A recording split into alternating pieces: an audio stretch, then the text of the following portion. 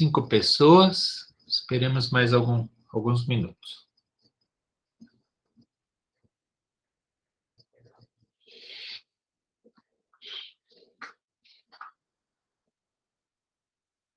Tudo bem com vocês?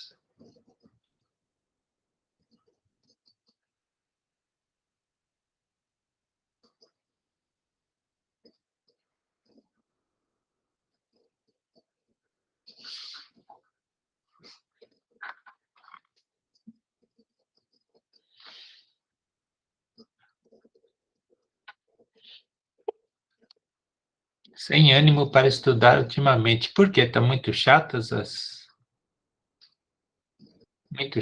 disciplinas de vocês? Muito difícil? Bom dia, Maria Fernanda.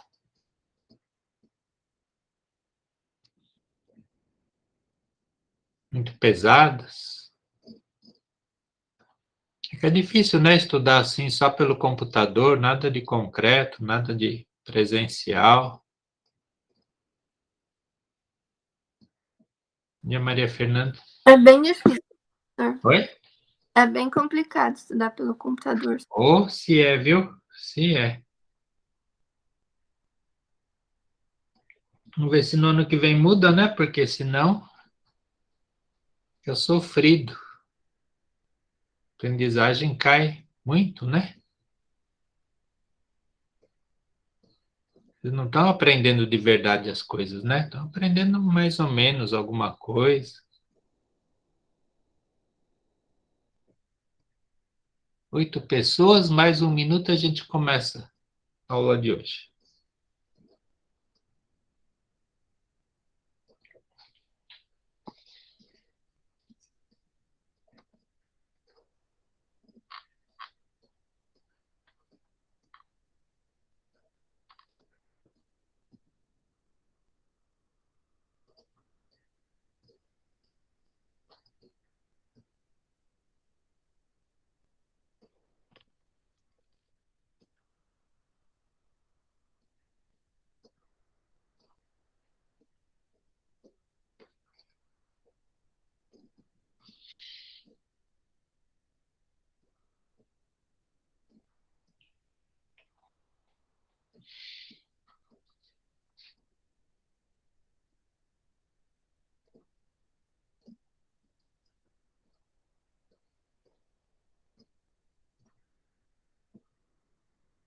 A Adriana já corrigiu a primeira prova de vocês? Eu nem soube.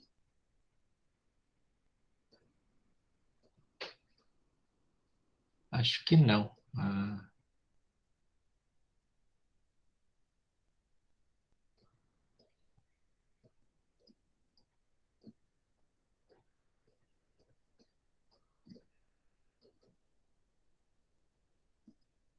Bom, vamos começar a aula. Sejam todos bem-vindos. Bom dia para todo mundo. Aqui, bom, existem feiras de ciência, né? Quando serão suas provas, professor?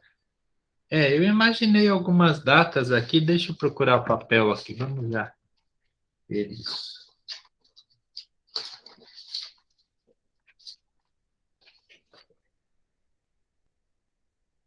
Ó, as aulas de vocês acabam dia 14 de janeiro.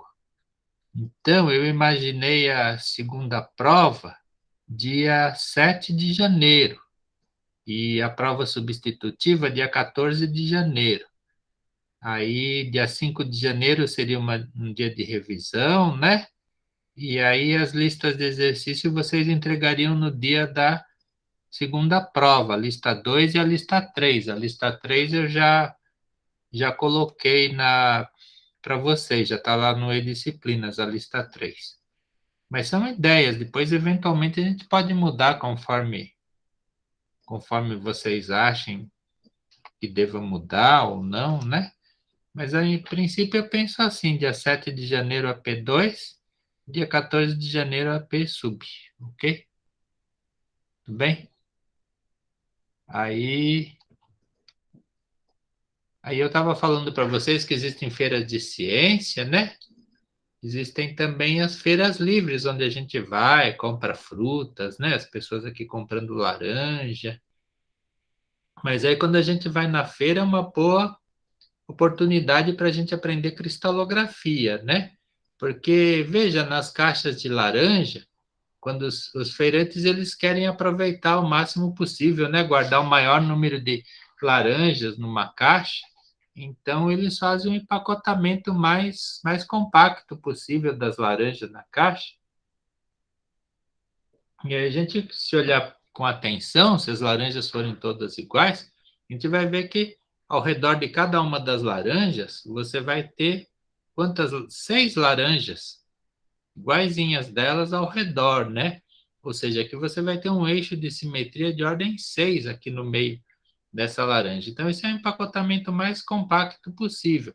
Sempre ao redor de uma laranja, você vai ter 6 outras laranjas se elas estiverem bem guardadas na caixa, né? Se forem mexericas ou tangerinas, né? A mesma coisa, ó, você tem uma aqui e ao redor dela você vai ter 6 outras iguaizinhas. Esse é um empacotamento mais compacto possível de frutas, né? De frutas esféricas, né? Também, se você for empacotar esferas metálicas, também você vai ver, olha, ao redor de uma você vai ter 6, né? Sempre um eixo de simetria 6. E para que a gente está falando isso, né? Poliedro de coordenação. O que é isso, né? Empacotamento compacto, olha só, né? A gente vai começar a empacotar hoje átomos, né? Para formar estruturas cristalinas. E a gente vai juntar química com cristalografia. A gente vai falar de cristaloquímica. Então, na natureza também, as estruturas cristalinas, também existe um empacotamento que é um empacotamento mais compacto, né? Aqui são esferas iguais. A gente pode imaginar, por exemplo, átomos totalmente iguais, né, de elementos nativos, ouro, coisas assim, sendo empacotadas para formar uma estrutura cristalina, né? Quando acontece a cristalização, formam-se cristais, então os átomos são arranjados, né, formando uma estrutura cristalina. E aqui, olha, vocês estão vendo a mesma coisa que acontecia com a laranja, né, com a mexerica na feira. O empacotamento compacto, né, empacotamento compacto. Você tem aqui uma laranja e ao redor dela 6 laranjas, ou um átomo em volta dele, 6 átomos iguaizinhos àqueles. Vamos ver o que está escrito aqui, ó. Razão de raios 1, o que quer dizer isso? Que todos eles têm o mesmo tamanho, né? Iguaizinhos, a gente está tratando das estruturas mais simples que existem, né? A gente vai avançar um pouco, vai tratar de estruturas um pouco só mais complexas. E aí, o que diz aqui? Que o arranjo fica um arranjo hexagonal, né? Nessa camada, a gente está vendo só essa camada aqui. Aqui, olha, 6 vizinhos próximos no plano, né? Aqui a gente vai falar de número de coordenação, né? Poliedros de coordenação. A gente, por enquanto, está vendo só um plano, depois a gente vai ver em 3 dimensões. Mas olha aqui, o que diz aqui? Ó? Note vazios nos quais os átomos da primeira camada, quer dizer que a gente vai colocar outras camadas aqui para formar uma estrutura, se assentarão. 2 tipos de vazio. Tipo 1 aponta para nordeste, tipo 2 aponta para sudoeste. O que quer dizer isso, né? Olha aqui, está aqui o número 1, o número 2 está aqui. São vazios, né? Espaços que ficam vazios aqui. Isso depois vai ser muito importante para a gente quando a gente for montar outros tipos de estruturas, né? Que não seja de elementos nativos. Mas, por enquanto, se a gente olhar essa figura do jeito que está, olha, aqui tem um vazio que está como que apontando para lá, para nordeste, né? Nordeste, se o norte for aqui para cima, né? Para lá vai ser nordeste e aqui vai ser para sudoeste. Sudoeste. Será que está certo isso, né? Não, sul é aqui para baixo, né? Mas tudo bem, a gente está vendo que tem 2 vazios diferentes, aqui um para lá e outro para cá, né? Aqui é para noroeste, né? Não é para sudoeste, está apontando para noroeste. Aí, bom, na verdade eles são iguais, né? Esses vazios, se a gente girar aqui a estrutura, um deles vai se sobrepor ao outro, então eles são absolutamente iguais, mas se a gente olhar nessa figura, na disposição que está, a gente vai ver que tem dois tipos de vazios diferentes. Para que a gente está falando isso? Ah, porque a gente vai montar uma estrutura cristalina, né? Por enquanto a gente tem aqui só uma camada de átomos, mas a gente vai sobrepor camadas de átomos aqui em cima para formar uma estrutura, né? Tridimensional, como faz a natureza. E aí, se a gente imaginar essa camada aqui do jeito que ela está, e for colocar uma outra camada igualzinha em cima, né? Apoiar aqui em cima, eu posso apoiar ela nestes buracos desse tipo, tipo 1, ou nesses buracos do tipo 2. E a gente vai ver que isso vai fazer diferença no final, quando a gente for fazer uma estrutura cristalina. Mas tudo bem, a gente vai ver figuras, tentar entender um pouco isso. Aqui diz que esses dois tipos de cavidades são equivalentes, pois uma rotação de 60 graus da estrutura os troca. Então, o que nós vamos fazer na aula de hoje? Nós vamos começar a empacotar, fazer pacotes, né? Pacotes de átomos. Está chegando o Natal, né? Mas não são presentes que a gente vai empacotar. A gente vai empacotar átomos assim como a natureza faz para formar estruturas cristalinas. Aí, a gente vai agora colocar uma segunda camada em cima. Que cor era aquela camada? Amarela. Agora vamos botar uma outra camada em cima.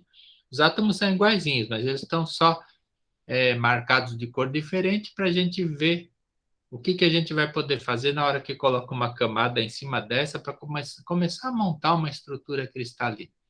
Está fazendo empacotamento compacto, né? O mais compacto possível. Aí diz aqui, ó, adicione camada seguinte vermelho.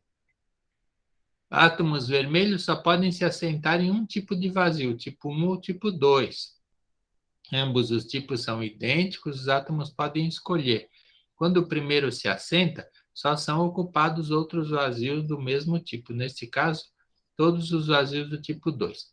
Dessas esferas vermelhas que estão aqui, elas foram assentadas num buraco, numa cavidade do tipo 2. A gente tem aqui para aulas presenciais, a gente tem átomos assim, né? Bolas, esferas, para a gente realmente montar a estrutura.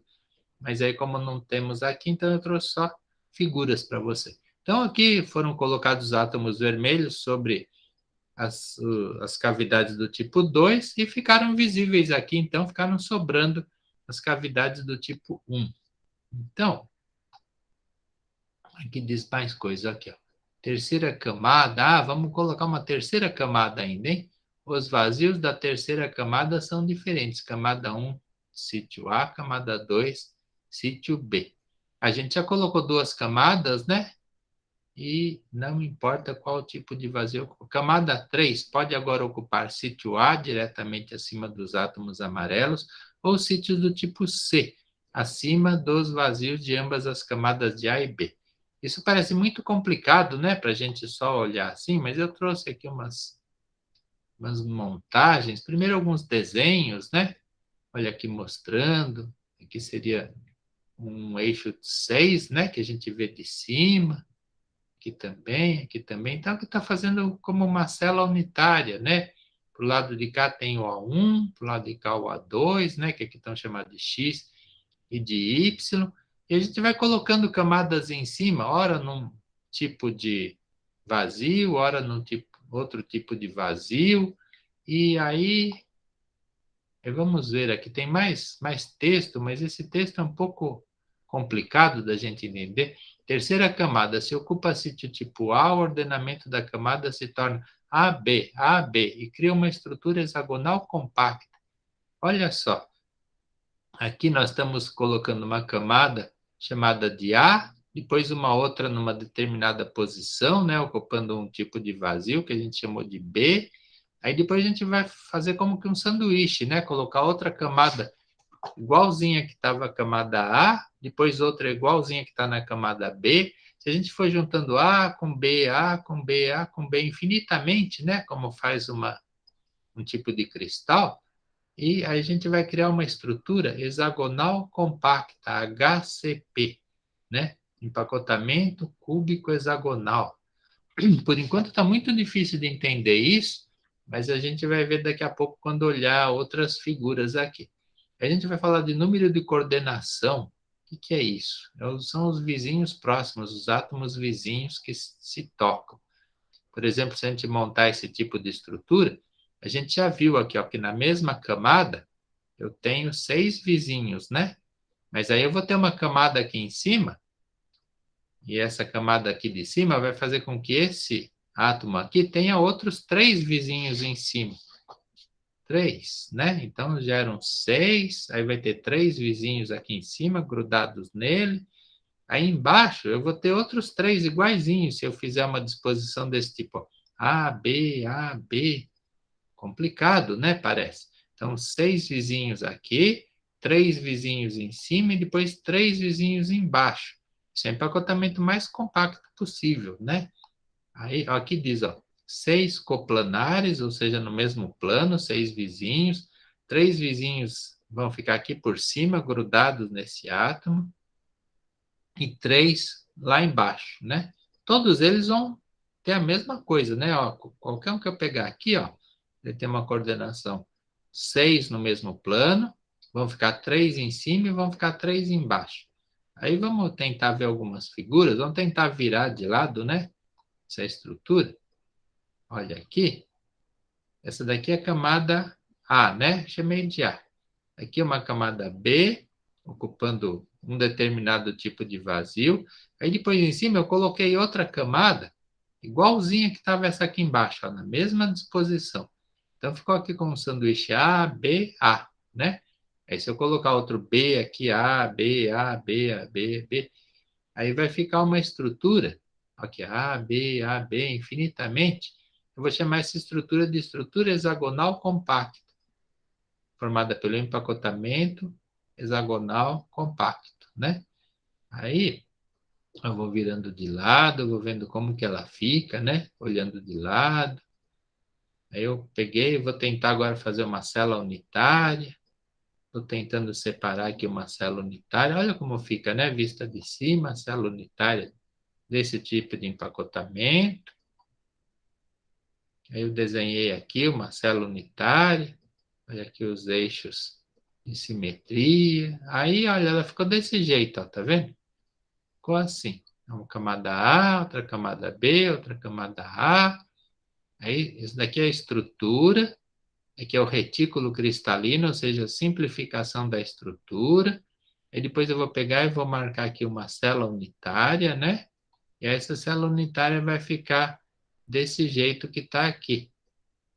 Eu posso ver ela de maneiras diferentes, né? A célula unitária é só esse pedaço que está aqui, né? Eu não estou vendo. Aqui são as células vizinhas, né? Então, aqui está a célula unitária. Aí eu chamo essa célula unitária de empacotamento cúbico hexagonal, né? Ou uma célula HCP. Aqui outros desenhos, né? Tentando mostrar como que vai ficar essa célula unitária, pedaços diferentes. Aqui, A, B, A, B, A, B. E depois separando, né? Aqui os átomos foram espalhados para você ver como eles ficam. Então, como se ficasse uma camada aqui embaixo, olha, com coordenação 6. Depois aqui em cima, olha, vem esses 3 átomos, vão ficar exatamente nos buracos, nas cavidades, né? Então, aqui em cima. Depois em cima repete outra vez a camada A. Isso vai se repetindo infinitamente. Olha, aqui dá para ver, olha, 6 átomos ao redor desse 1 aqui. E depois esses 3 que vão se encaixar aqui em cima. E esses outros 3 que vão se encaixar aqui embaixo. Aí, então, olha, empacotamento hexagonal compacto, né? Em inglês fica HCP. Isso corresponde ao empilhamento A, B, A, B, A, B. Aí, se eu for olhar os elementos de simetria que aparecem numa célula dessa, vão ser esses elementos que estão aqui. E o número de coordenação, então, de cada um desses átomos, né? Todos iguais, se for o caso. Aí o número de coordenação eu falo 12. O número de coordenação é o número de vizinhos próximos, vizinhos mais próximos, que estão encostados num determinado átomo. Então, isso daqui é um tipo de estrutura que se forma quando você une camadas em disposição A, B, A, B, A, B. vai ficar um empacotamento muito compacto, né? Empacotamento mais compacto possível. Então, esse é o tipo de empacotamento HCP. Então, agora nós vamos ver uma outra opção que a gente tem quando for montar uma estrutura cristalina, que em vez de eu colocar camadas A e B, A e B, A e B, repetir infinitamente, quando eu for colocar a terceira camada, eu vou colocar a terceira camada numa cavidade diferente. Aí, depois vocês leem aqui o texto. O texto é muito chato de ler, né? Mas olha aqui, ó, eu tinha uma camada A, né, que eu tinha chamado de amarelo, aí depois uma camada vermelha aqui, que eu tinha chamado de B, Agora eu vou pôr uma outra camada. Os átomos são todos iguais, né? Só estão de cores diferentes para mostrar que eles estão em posições diferentes. Aí essa terceira camada que eu coloquei aqui em cima, eu coloquei num buraco diferente. Eu coloquei numa cavidade daquele tipo C, né? Ele tinha dois tipos de opções, né? B e C. E aí, então, aqui eu formei uma outra estrutura, olha, A, B, C, né? Empacotamento diferente. E se eu for repetir A, B, C, A, B, C, isso já não vai ficar mais aquela estrutura que eu chamei agora há pouco de HCP. Isso daqui, no final, vai gerar uma estrutura que, na hora que eu for separar uma célula unitária daqui, eu vou ter uma célula diferente, de simetria cúbica. Olha só como vai ficar diferente, né, minha estrutura. E também o empacotamento compacto, mais compacto possível, né? Aí vamos ver como é que vai ficar isso. Olha aqui, ó. Bom, estava aqui, né? Aqui, vamos virar lentamente. Então, eu tenho camadas em posições diferentes. Aí, na hora que eu for separar uma célula unitária daqui, a célula unitária vai ficar desse tipo, olha. Aqui eu tenho a camada vermelha, a camada azul. Aqui eu tenho a camada amarela. Aí, quando eu uno isso daqui, olha, vai dar um cubo, né? Eu vou formar uma célula unitária de um tipo cúbico. Aqui está, né? Vista de cima. Aqui, ó, mostrando outra vez, né? Essas estruturas, quando você olhar, esses buracos, essas cavidades que estão aqui, isso vai ser muito importante quando a gente for montar outro tipo de estrutura. Agora, por exemplo, a gente está montando estrutura do tipo metálico, onde os átomos são todos iguais, né? E você só tem ligação metálica. Mas se a gente imaginar outro tipo de estrutura, que a gente vai fazer isso mais tarde, onde isso daqui não são mais átomos metálicos, são íons, né? Oh, mas isso daqui, se fosse oxigênio, por exemplo, se fosse flúor, oh, não pode existir sozinho. Se são ânions, eu vou ter de colocar cátions. Olha só, onde eu vou colocar os cátions? Ah, exatamente nessas cavidades que existem aqui, né? Então, depois, mais tarde, a gente vai imaginar estruturas onde isso daqui não são mais átomos metálicos, né? Que estão coexistindo com outros átomos metálicos sozinhos, né? E tudo bem. Não, se eu colocar ânions aqui, né? Imaginar a estrutura igualzinha, mas com ânions, ah, vou ter que colocar cátion junto, né? Como é que eu vou ter uma estrutura só com ânions? Aí eu vou colocar esses cátions onde? Exatamente nessas cavidades. E se eu for olhar essas cavidades aqui, né? Eu vou olhar os vizinhos dessas cavidades, imaginar que eu estou pondo uma coisa aqui no meio, um átomo pequeno, porque os cátions são pequenos, né? Os ânions são grandes em geral, e os cátions em geral são pequenos.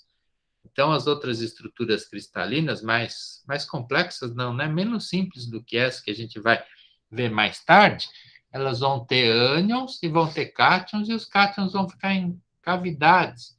E se a gente for olhar aqui por dentro essas cavidades, a gente vai ver que a gente vai ter cavidades, aqui estão espalhados os átomos, né? Estão em tamanho menor, esses buracos que estão aqui, eles vão ter coordenação quanto? 4, né? Se eu colocar uma coisa aqui no meio, essa coisa vai ter 4 vizinhos próximos, né? Eu estou imaginando agora coisas nesses buracos que estão aqui. Então, essa cavidade aqui é uma cavidade onde, se eu colocar um átomo aqui no meio, o átomo vai ter 4 vizinhos. Eu posso imaginar, por exemplo, aqui o silício, né? Ó, posso imaginar um silício aqui no meio, com 4 vizinhos oxigênios aqui ao redor, né? 4 vizinhos oxigênio. Aí, se eu for olhar essa outra cavidade que está aqui no meio, claro que não dá para vocês verem daí, né?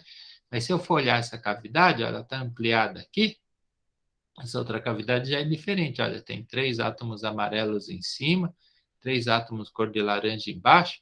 Então, ela tem uma coordenação, 1, 2, 3, 4, 6, né? 6 átomos aqui em volta.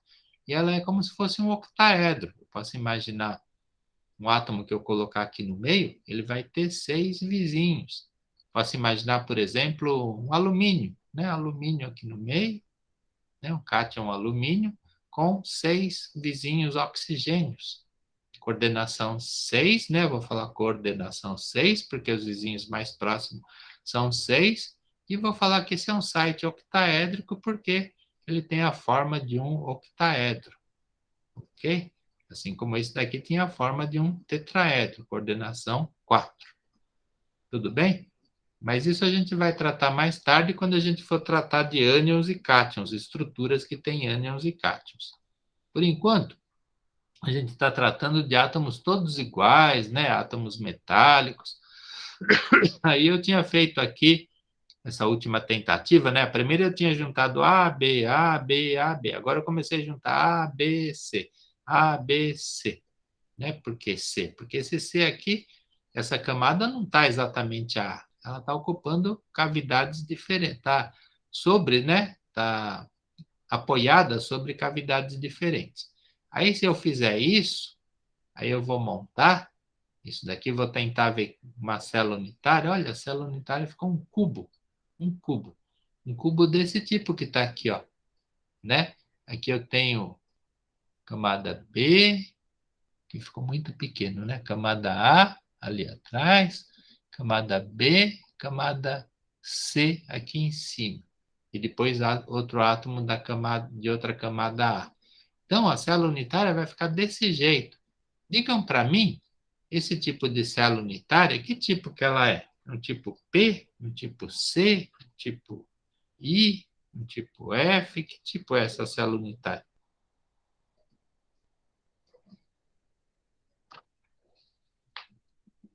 F, muito bem, Maria Fernanda acertou, parabéns, é uma célula unitária do tipo F. Então, se eu for montar uma estrutura desse jeito, vai ficar uma célula unitária cúbica do tipo F. Apesar de eu ter pego camadas que tinham simetria hexagonal, né? No final, na hora que eu coloquei isso tudo aqui, ficou uma estrutura cúbica. Aqui está mostrando outra vez, né? Aqui está em tamanho maior para vocês verem. Então, eu virei, né? Aqui está o A, a camada A, aqui está a camada B, aqui está a camada C, né? Aqui está outra camada A. Então, vai ficar A, B, C, A, né? E aí, então, ficou esse tipo de empacotamento. Eu vou chamar ele de empacotamento cúbico compacto. E essa vai ser uma célula desse tipo, né? Uma célula F. Olha, aqui tem outros desenhos para tentar mostrar como que fica isso. Então, olha, veja, aqui tinha 3 átomos, né? Os vizinhos, a coordenação continua sendo 12. Porque, olha, os vizinhos próximos são 6 nessa camada, depois 3 vizinhos em cima e 3 vizinhos embaixo. Só que esses 3 vizinhos de baixo não estão exatamente na mesma posição que os de cima. Por isso eu chamo essa camada de A, essa de B e essa de C. Que outras visões, né? Outras maneiras de ver. Olha aqui a célula unitária, uma célula de face centrada. Aqui mostrando, né, a camada A, B, C. Eu virei, né, a minha estrutura de lado aqui para formar esse tipo de célula unitária. E aqui ela vista de cima, né, uma projeção em A3. E aí eu tenho aqui os limites da célula unitária e tenho átomos aqui no centro de cada uma das faces da célula unitária. Tá bom? Então, eu chamo isso de empacotamento cúbico compacto.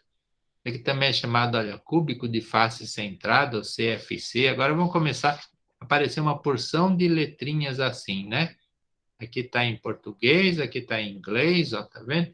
Então, já tem aqui 3 combinações de letras. Depois a gente vai ter que tomar cuidado para não confundir essas letras que elas vão aparecer por aí. Aí está aqui o segundo tipo de célula, mas a C não é igual a A, porque tem... é igualzinha, mas ela está em outra posição, por isso que ela está marcada como C, né? Ela não está igual na mesma posição que a A. Ela está ocupando, esses átomos aqui, eles estão ocupando posições diferentes, eles estão apoiados sobre buracos diferentes. A gente viu naqueles primeiros desenhos. Vou voltar lá nos primeiros desenhos, né, para a gente poder entender. Aqui. Aqui, ó. Eu tinha buraco de um tipo e de outro tipo. Então, se eu apoiar a camada num desses buracos, eu vou chamar ela de A. Se eu apoiar nessa A ou B, né? E nesse outro buraco eu vou chamar de C, mas eu vou usar letras diferentes, né? Esse amarelo vai ter um tipo de letra, esse daqui outro, esse daqui outro. Então, depende de onde eu apoiar, eu vou ter camadas A ou C aqui, ou B ou C, né? Então, por isso que a C é igual a A, mas ela está apoiada de maneira diferente, em cavidade diferente. Pena que a gente não tem elas de verdade, porque na aula presencial a gente tem um monte de camadas assim, e aí a gente fica brincando com elas, vendo onde apoiar, onde formar a estrutura, e como formar a célula unitária também, né? Que é uma coisa muito tridimensional isso. Ok, Maria Fernanda? Tá certo. Então não se desespere se você não consegue enxergar tridimensionalmente, não é problema, né? Acontece de ser assim mesmo. Então, aqui tem aquela célula, né, do empacotamento cúbico compacto. Se a gente for olhar os elementos de simetria, a gente vai achar isso daqui, ó, uma célula F, né, de face centrada, número de coordenação 12, né, para cada um dos átomos que estão lá, porque cada um deles vai ter 12 vizinhos próximos. O número de Z vai ser 4. Então, o empilhamento aqui é A, B, C, A, B, C. Aí, aqui, olha, politipo, o que é isso? Quando a gente tem duas estruturas cristalinas diferentes, a gente diz que elas são polimorfos, né? Duas estruturas diferentes, calcita, aragonita, por exemplo. Algumas vezes essas estruturas são muito, muito parecidas, como essa estrutura hexagonal e essa cúbica que nós acabamos de ver, elas são iguaizinhas, né? A única coisa é que elas estão empilhadas de maneira diferente. Então, quando a gente simplesmente empilha camadas diferentes e gera estruturas diferentes, a gente fala que esses polimorfos são politipos. Politipos são polimorfos nos quais a única variação que acontece é você empilhar camadas de maneira diferente. Aqui você empilha A, B, A, B, A, B. Aqui você empilha A, B, C. A camada C você não colocou no mesmo lugar que a A. Olha como ela está diferente, né? Por quê? Porque essas esferas aqui, elas estão apoiadas em vazios de tipo diferente. Ok? Então, são politipos. Aqui a gente fala que é um politipo AB e um politipo ABC. Aqui a célula vai ficar hexagonal, aqui a célula vai ficar cúbica. Ok? Aí tem mais desenhos, né? Eu trouxe muitos desenhos para mostrar para vocês. Então, aqui empilhamento AB, AB, AB, ABC, ABC. Aqui a estrutura vai ficar empacotamento hexagonal compacto, aqui empacotamento cúbico compacto. E aqui as letrinhas que são usadas, né? HCP, CCP. Aqui outra vez mostrando, né? Tentando mostrar para a gente tentar entender o que significa o politipo ABC, o politipo AB. E aqui um texto.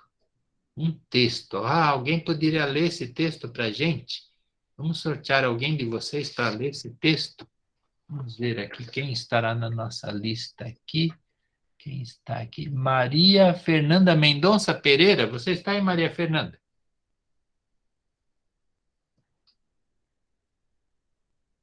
Maria Fernanda. Oi, tudo bem? Você podia ler para a gente esse texto? Você tem microfone? Meu microfone está ruim. Então vamos sortear outra pessoa, não tem importância. Vamos achar outra pessoa aqui na lista. Vitória Frazão Siqueira, você está aí, Vitória? Oi, prof, estou aqui. Tudo bem? Lê para a Tudo gente, por bem? favor, para a gente ficar informado disso. Tudo? Você acha muito? Deixa Não, muito aí ler um tá. pedaço só, a gente sorteia outra pessoa quando você cansar. Tá bom.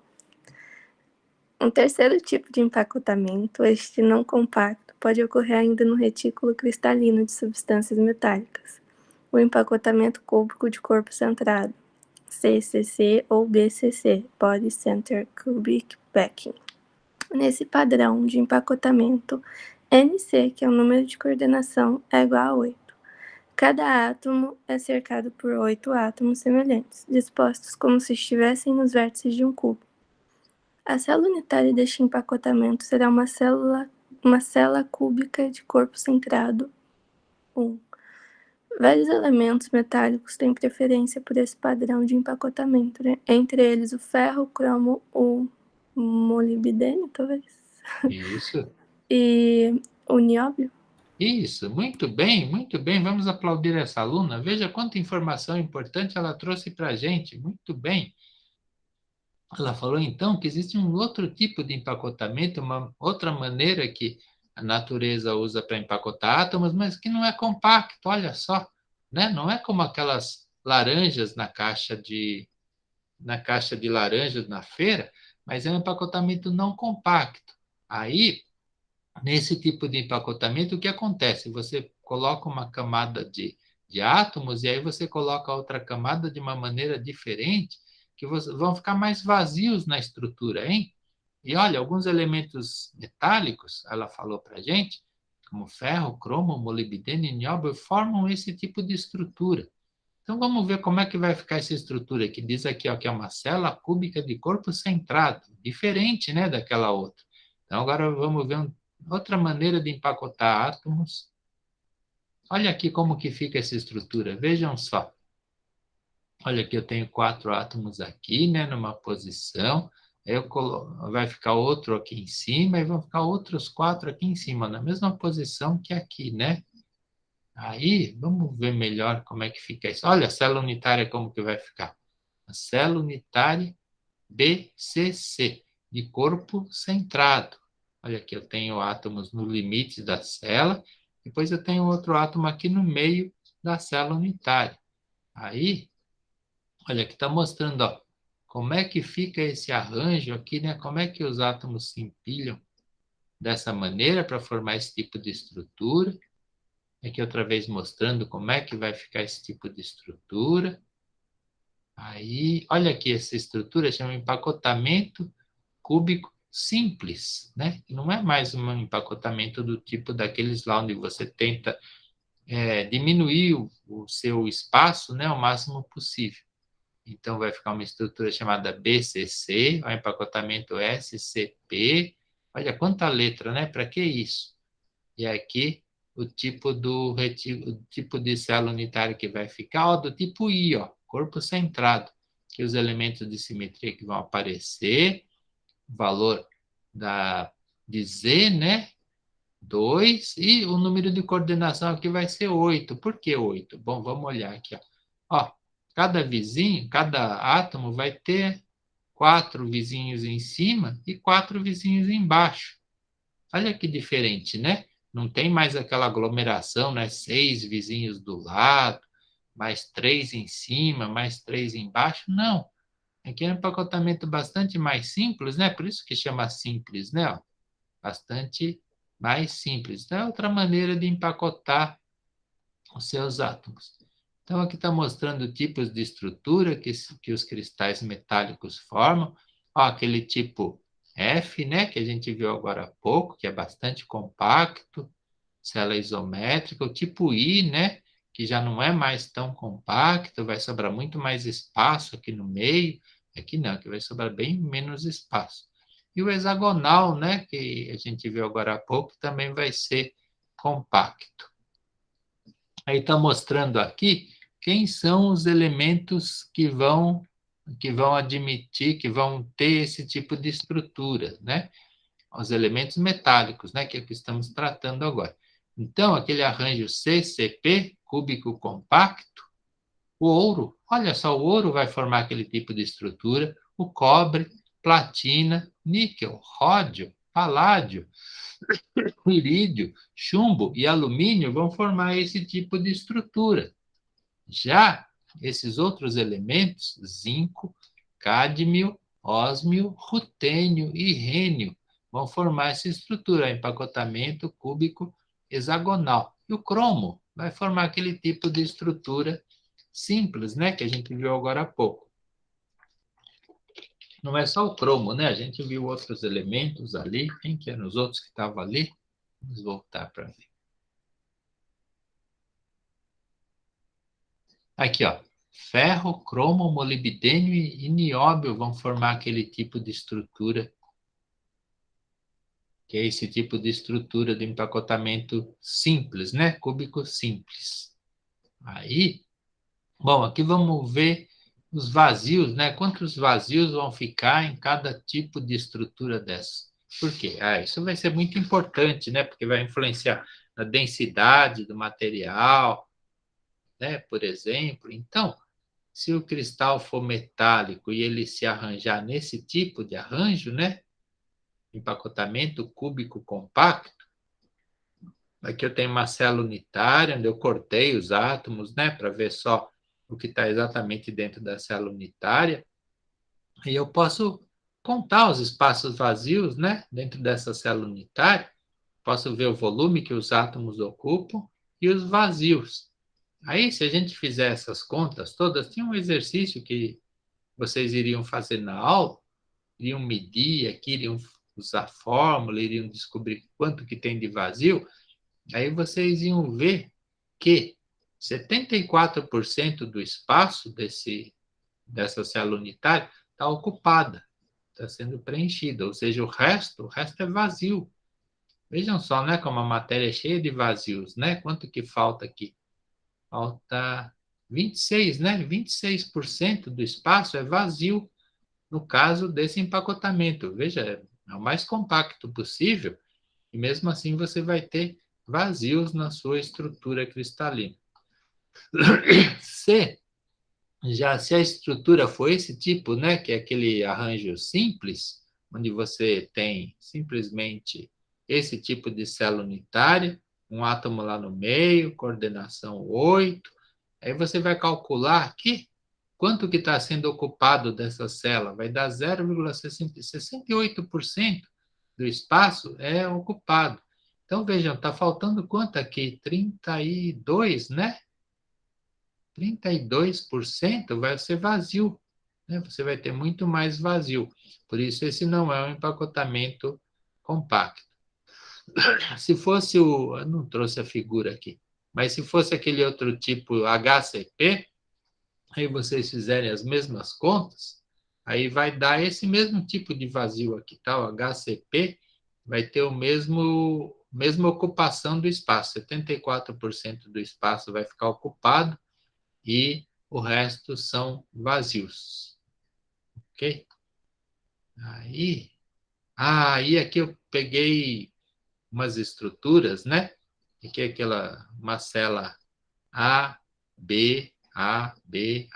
que vai formar no final uma célula do tipo hexagonal.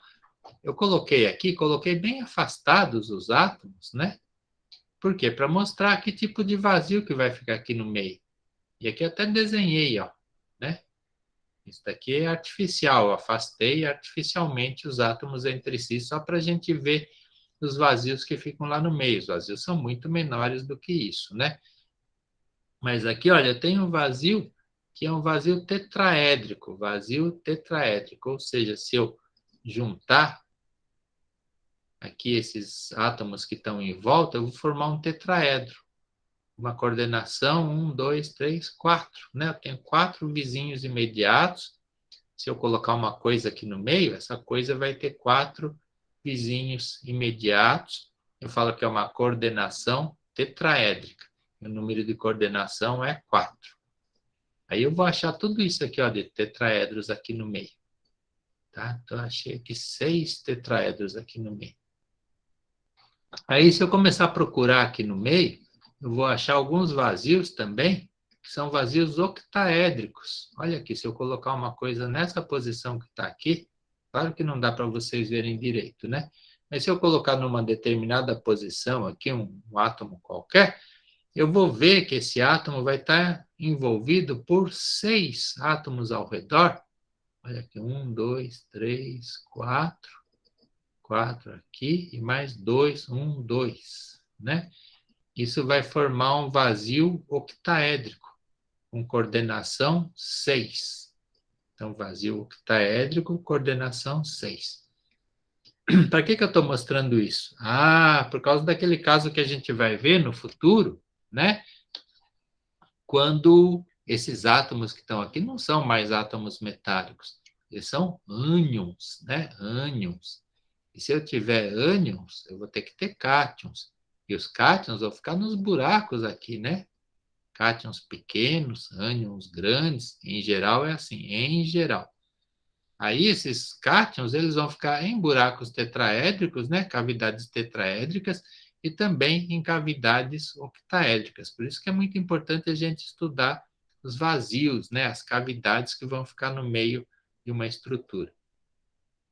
Se eu pegar uma outra célula unitária, daquele tipo que forma esse arranjo, né? O cúbico compacto, uma célula do tipo F, eu também vou achar lá no meio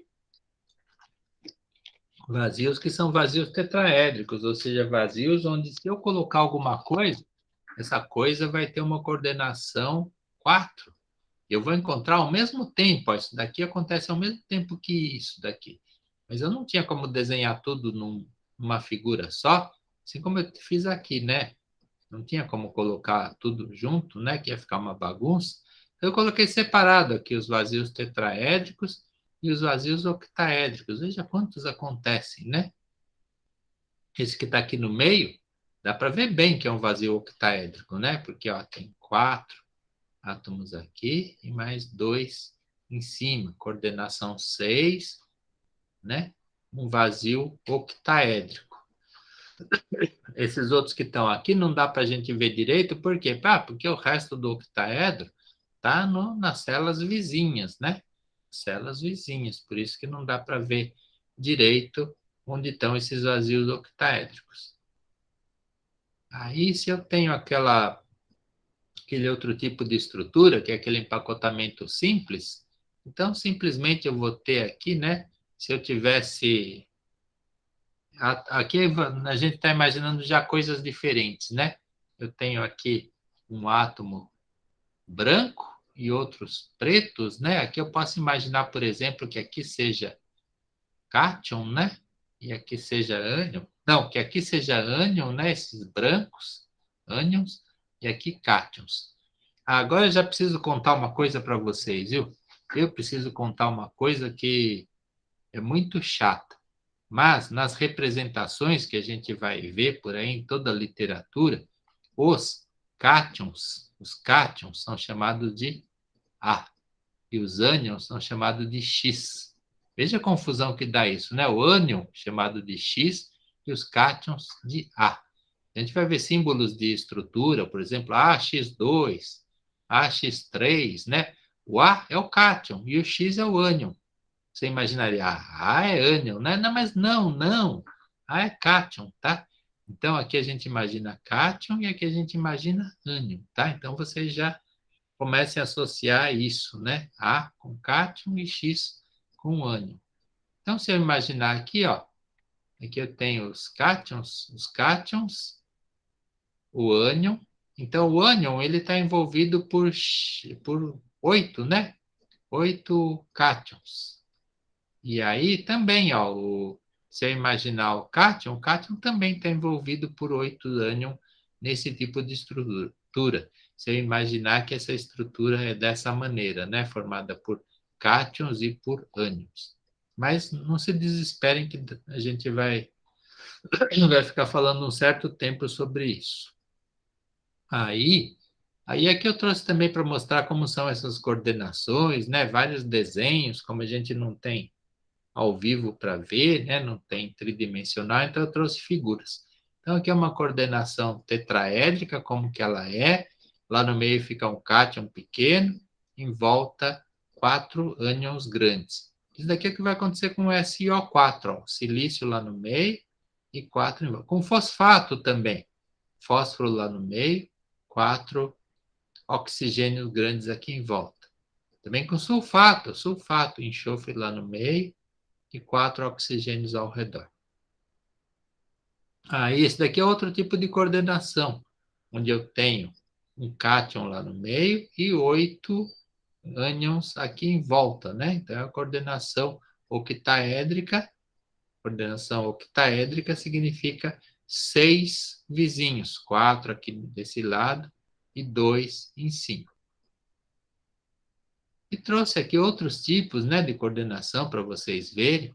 Olha, aqui é a coordenação ternária planar, número de coordenação 3. Eu tenho um cátion aqui no meio e tenho 3 ânions em volta, né? Aqui como se eu tivesse um eixo de simetria de ordem 3. Vocês sabem que tipo de grupo aniônico que forma esse tipo de coordenação? Vocês sabem o que faz isso?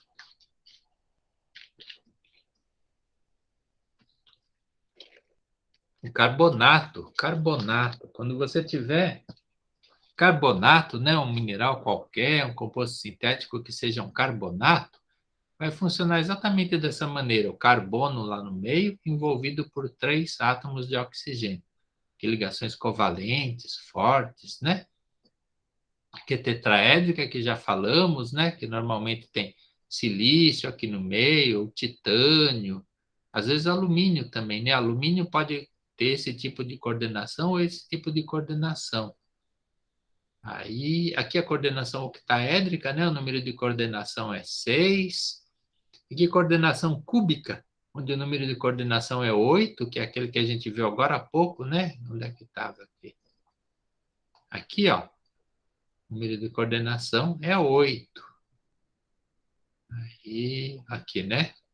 O número de coordenação é 8. Aqui, ó. O número de coordenação é 12, que é aquilo que a gente viu nas estruturas CCP, na estrutura da HCP também. Aí, se você for fazer um poliedro aqui em volta, né, vai ficar uma coisa entre cubo e octaedro, né, alguma coisa bastante complexa. Aqui o número de coordenação é 12, aqui também é 12, né? E aqui você tem maneiras diferentes. Aqui são 2 bipirâmides trigonais e um pinacoide basal. Olha só, né? Então você começa a imaginar as figuras que estão aqui e isso vai remeter você àquelas figuras que você conhece como formas cristalinas. Ou vamos começar a falar da tabela periódica, né? A tabela periódica é algo de muito, muito importante na vida da gente. Por quê? Porque a gente vai ver onde estão os átomos e a gente vai ficar imaginando como que eles vão se ligar entre si, né? Como que eles vão formar compostos cristalinos, né? No nosso caso, os minerais. E a gente pode ter, assim, na casa da gente, né? Tabela periódica no banheiro, para a gente ficar olhando, né? E memorizando e sabendo onde está cada átomo dentro da tabela periódica. Pode comprar camiseta também com a tabela periódica, tênis, né? Você já tem coisas assim. Ônibus, né? Às vezes a gente pega um ônibus, olha lá a tabela periódica no ônibus, né? Ônibus que vai para Oxford. Olha aqui o ônibus, que interessante, né? O chumbo, aqui o molibdênio. Os carros, você pode comprar um carro desse jeito também, um carro com a tabela periódica, olha aqui o xenônio, radônio, polônio. Você pode até fazer uma tatuagem da tabela periódica. Veja que importante. Comprar mesas, né, para o seu computador com a tabela periódica. Um elefante de enfeite, olha que legal esse elefante de enfeite, né, com a tabela periódica. Aqui, ó, várias maneiras de representar os elementos, né? Pessoas representam de várias maneiras para ressaltar, né, determinados aspectos de cada um dos elementos. Olha aqui, né? Outras maneiras. A gente vai falar muito sobre tabela periódica porque ela é muito importante. Então, em locais diferentes da tabela periódica, a gente vai ter metal, não metal, metalóide, coisas assim do tipo. Olha aqui outra tabela periódica. Vejam, cores diferentes, né? Então a gente vai ter átomos diferentes em posições diferentes da tabela periódica. Outras maneiras que pessoas criaram para representar os átomos, né? Para ressaltar suas propriedades. Olha, já são 9 horas, né? O que vocês acham da gente fazer um pequeno intervalo de 10 minutos? Pode ser? E a gente volta aqui para continuar nosso assunto de hoje, que é de cristaloquímica. Ó, na semana passada, vocês falaram de fazer revisão, né? Talvez uma aula de revisão dos exercícios, né? De correção dos exercícios. Se vocês já tiverem trazido questões da lista 2 de exercícios, aí depois do intervalo a gente pode falar um pouco sobre isso, ou se não, se vocês não tiverem essas questões, a gente continua com o nosso assunto, tudo bem? A gente vê depois do intervalo. Vamos lá então para o recreio, 10 minutos de intervalo, tá bom? Então até já para vocês.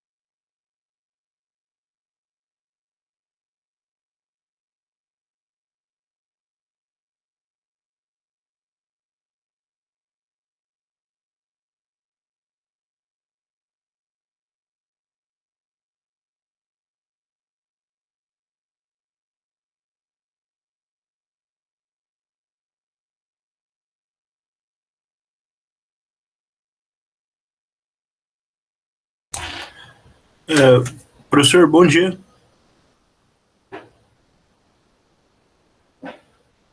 Bom dia, Ivan, tudo bem? Tudo bom, professor? Eu sou monitor, né? Aí eu acabei esquecendo de perguntar, quer que eu abra um item para entregar a lista 2 no Moodle? Sim, pode fazer, sim, claro. Mas como eu falei para eles, é para entregar as listas só no final da disciplina, só dia 7 de janeiro. Ah, beleza. Então, posso abrir então Eles, para a lista 2 e eles 3 vão numa vez só? entregar, pode, eles vão entregar a lista 2 e a lista 3 até o dia 7 de janeiro, ok? Ok. E E vai a ter gente só vai ter planejamento uma da... prova, né? Oi? Ah, isso que eu ia perguntar. Você já tem a data da segunda prova? Da última É, prova, na verdade. nós falamos agora há pouco, dia 7 de janeiro. Eu falei para eles, né? Ninguém reclamou por enquanto. Ah, Mas 7 beleza, de então, janeiro professor. a princípio. E a PSUB dia 14 de janeiro. Ok. Eu estou terminando de corrigir a lista 1 e a de 20 Ah, ok. cristais. Aí eu envio a nota já em Excel para o senhor e Padriano. Legal, perfeito, ótimo. Quantos entregaram, hein? Nossa, eu preciso Quantos? conferir, professor. Ah, não, Acho tudo que bem, só para ter foram noção. mais de 30. Mais de 30, porque as aulas têm tido uma participação minúscula, né? Agora, por exemplo, tem 13 alunos presentes. Muita gente vê gravado depois. É, tá certo. Beleza, então, professor. Obrigado. Falou, nada, imagina. Vocês já voltaram do recreio? Vocês estão aí? Não, ainda não voltou ninguém. Sim, a Maria Fernanda já voltou. Só a Maria Fernanda voltou. Ah, o Max também está aí. Perfeito. Deixa eu perguntar para vocês, vocês já resolveram a lista 2? Vocês têm perguntas, dúvidas, coisas assim? A Karina também já está aí.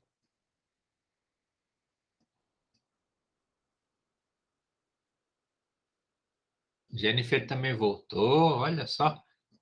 Então, eu estava perguntando, vocês têm dúvidas já organizadas, perguntas para fazer a respeito da lista 2? Vocês querem fazer isso agora, depois?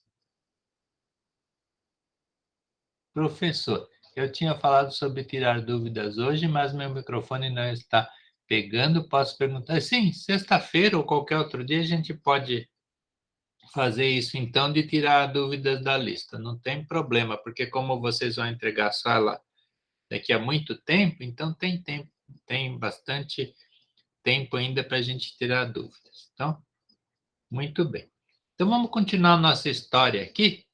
A gente está falando de quê hoje? Hoje a gente começou um assunto novo de cristaloquímica. Tanto que eu trouxe até uma lista nova para vocês, depois vocês vejam lá a lista 3 de exercícios. Aí eu tinha outra coisa para perguntar também. Vocês acharam lá aquele programa CellCalc que eu coloquei lá? Alguém de vocês olhou? Alguém de vocês tentou mexer nele? Eu queria saber se funciona, se funcionou. Não, parece que vocês ainda não viram. Sim, ainda estou aprendendo a usar. Ah, tá, mas é bem simples, e logo você descobre. Eu pus a versão em inglês lá, não coloquei a versão em japonês, então fica mais fácil de usar. Maria Figueiredo já usou? Você já usou, Maria Figueiredo?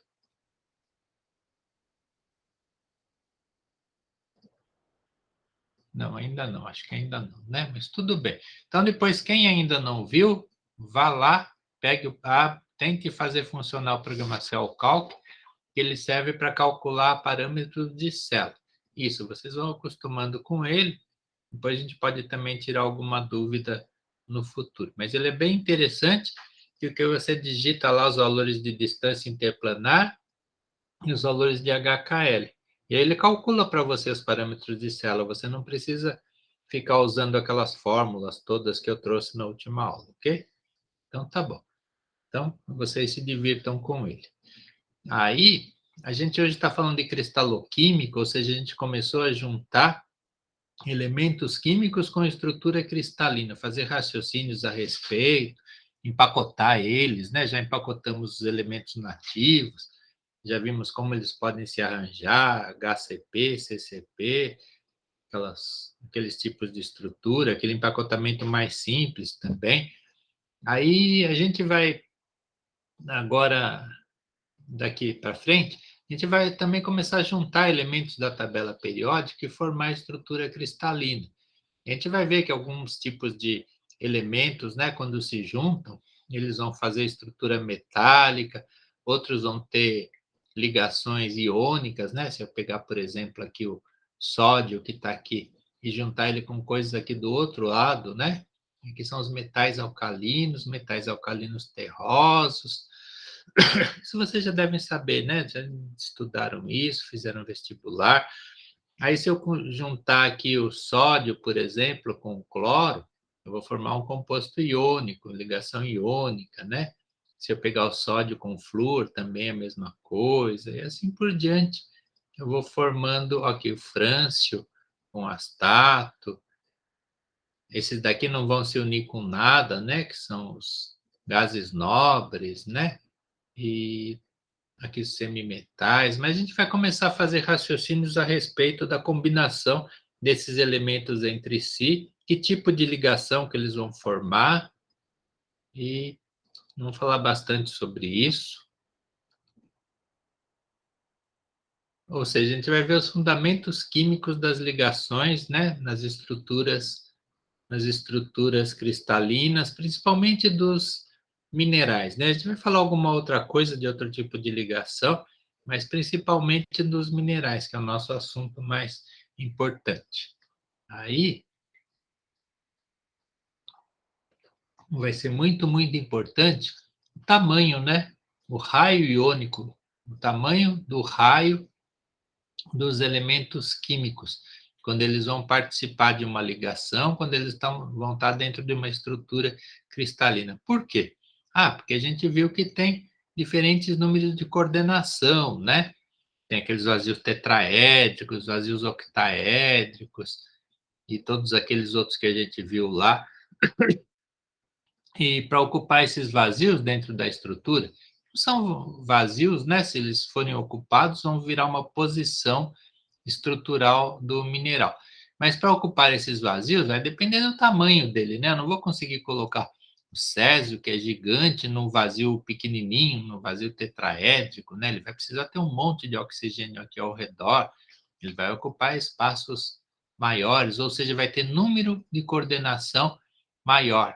Potássio, por exemplo, né? Potássio vai ter um número de coordenação muito maior, porque ele é grande, né? Então ele vai ter um monte de vizinhos ao redor dele. Então, o tamanho vai ser algo muito importante. Aqui o carbono, por exemplo, é pequenininho, né? Por isso ele vai formar aquelas unidades carbonato, onde ele vai ter 3 vizinhos só, né? 3 oxigênios ao redor dele. O nitrogênio também é a mesma coisa, olha, pequeno, né? E aí a mesma coisa a gente vai ver que, por exemplo, aqui está o cálcio, né? Aqui está o magnésio. Então, têm tamanho mais ou menos parecidos, eles vão ter valências 2 mais, né? Mesmo tipo de valência, então eles vão poder se substituir dentro de uma estrutura. Ora eu tenho cálcio, ora eu tenho magnésio, né? Já o estrôncio já é um pouco maior, mas mesmo assim eu vou encontrar estrôncio ocupando o lugar de cálcio, cálcio ocupando o lugar de estrôncio. Então é muito importante a gente saber tamanhos, né? Tamanhos deles para a gente fazer raciocínios a respeito de estrutura cristalina. Não é qualquer átomo que eu vou encontrar em qualquer mineral, em qualquer posição estrutural. E aí, aqui tem uma coisa muito importante que é a eletronegatividade. E também falando sobre a diferença de eletronegatividade. Em que isso vai vai importar, né, no tipo de ligação química. Vamos ver se alguém poderia ler para a gente esse texto. Vamos ver quem está aqui na nossa lista aqui. Achar alguém aqui.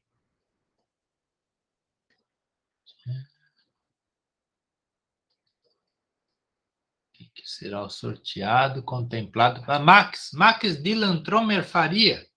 Você está aí?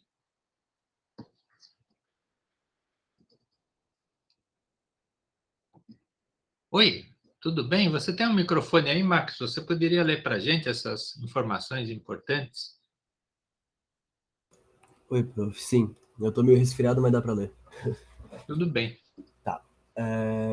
Quer que leia desde o comecinho? Sim, por favor. Tá. Eletronegatividade.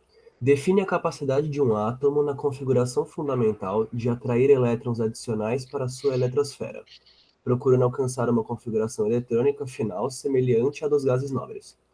Os valores de eletronegatividade atribuídos aos elementos são arbitrários e variam de 0,7 césio a 4,0 de flúor. A diferença de eletronegatividade, ΔE, é útil na avaliação do caráter da ligação entre dois elementos.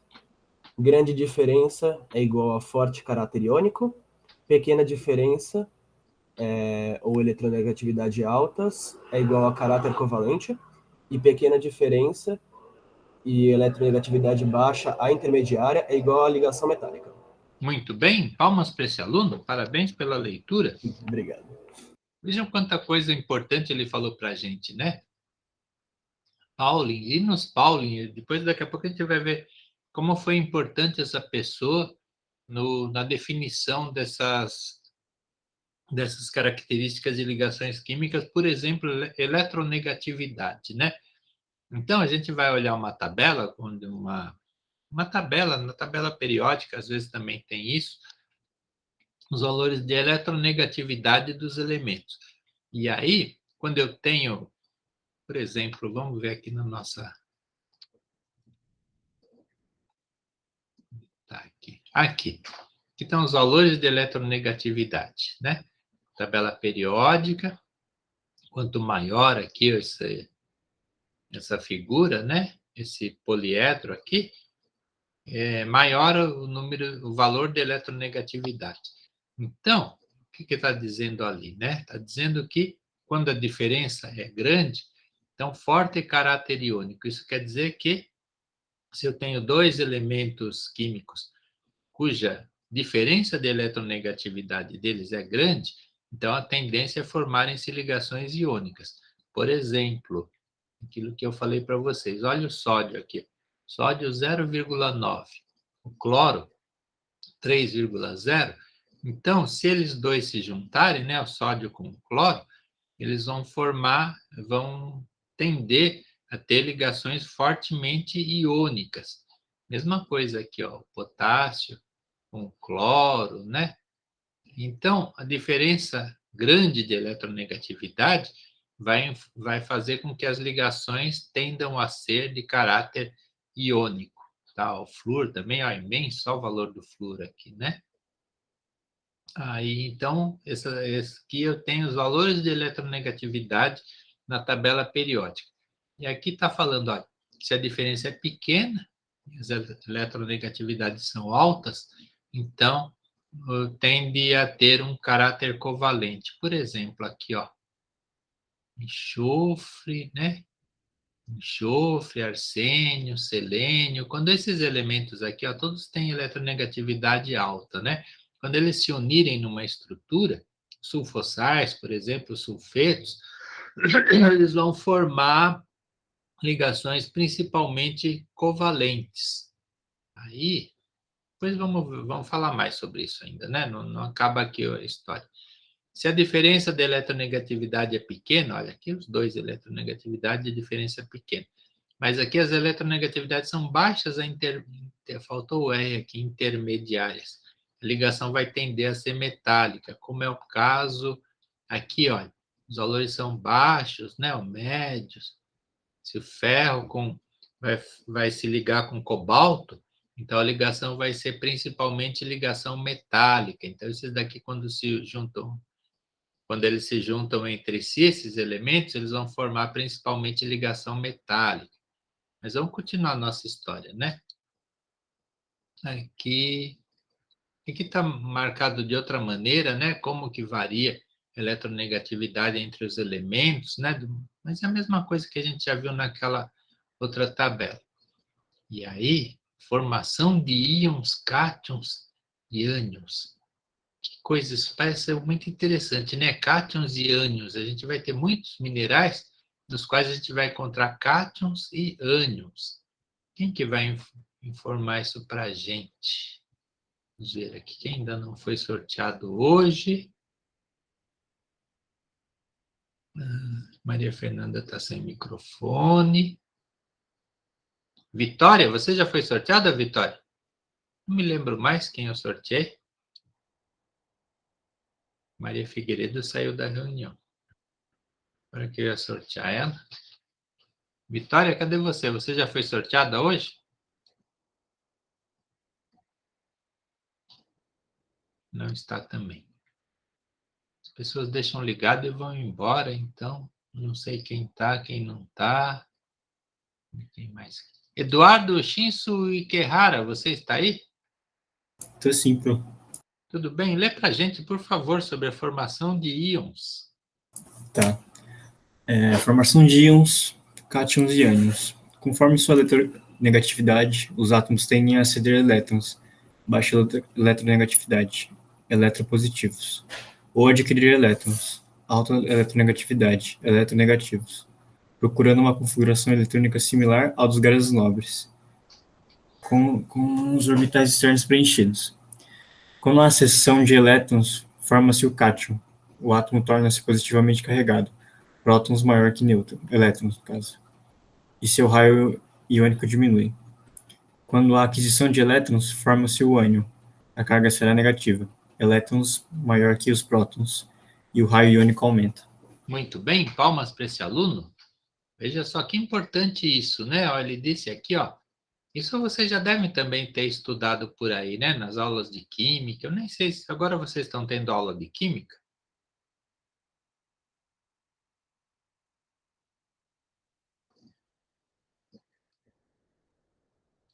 Físico-química, olha só, então vocês estão estudando coisas assim do tipo, né? Então vocês já devem saber essas coisas, né? Cátion, né? Seção de elétrons, ó, o cátion fica pequeno. Falamos aquilo, né? Que os cátions são pequenos em geral e os ânions são grandes. Por quê? Ah, porque acontece essas coisas, né? Aquisição de elétrons, o raio iônico aumenta. Seção de elétrons, o raio iônico diminui. Então isso vai influenciar.